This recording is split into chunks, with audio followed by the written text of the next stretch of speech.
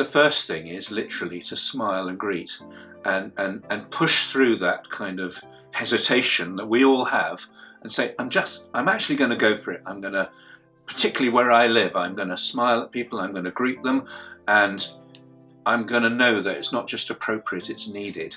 And it'll help loosen up the people that are on the receiving end to think, okay, this is actually becoming normal. And everyone's seeing the banners all around Birmingham saying, you know, greet someone today, permission to smile. So you've got a following wind to do that. But we are particularly looking for community-minded people that are up for starting something where they live.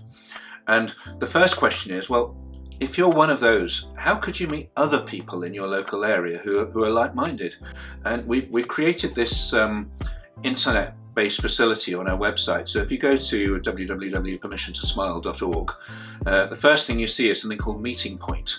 And it's based on Google Maps. And if you register with your name and postcode and so on, it immediately focuses the map on your street, and it puts a pin roughly where you live. It's anonymous. And you can see any other pins within a quarter-mile radius of anybody else that's kind of said, I'm community-minded too. And you can click on any pin you see and you want to engage with and start a chat group.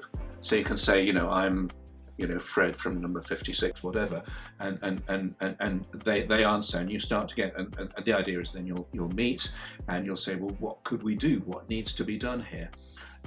Another thing you can do is start a street association, and that's something we developed about 8 years ago, and it's gone really, really well. You create an association for the one street, and it's as if it makes your street your village. It defines it and says, we're going to make community here, and the strapline is friendship, fun, belonging, a helping hand.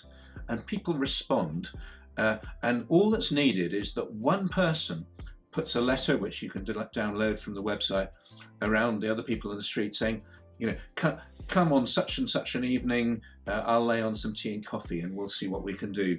And we're available to come and kind of give a little presentation at that meeting.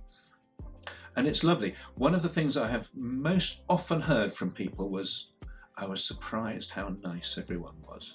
You get a really nice set of people coming, and you realise that your street is full of people you'd actually like to be friends with, and they come together. It might be 5 or 10 or 20 or 30.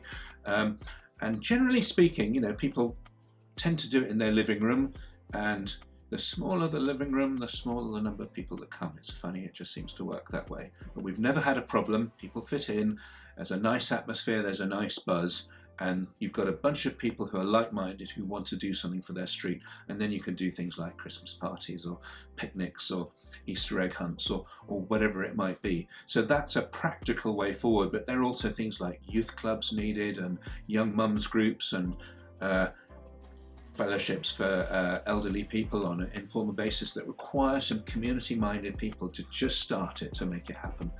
And if you want to make a difference, you can make a difference right where you live and have a huge impact on the lives of people that you will come to know and really like, and you will see the difference it's made. It's really worth doing. It's very fulfilling.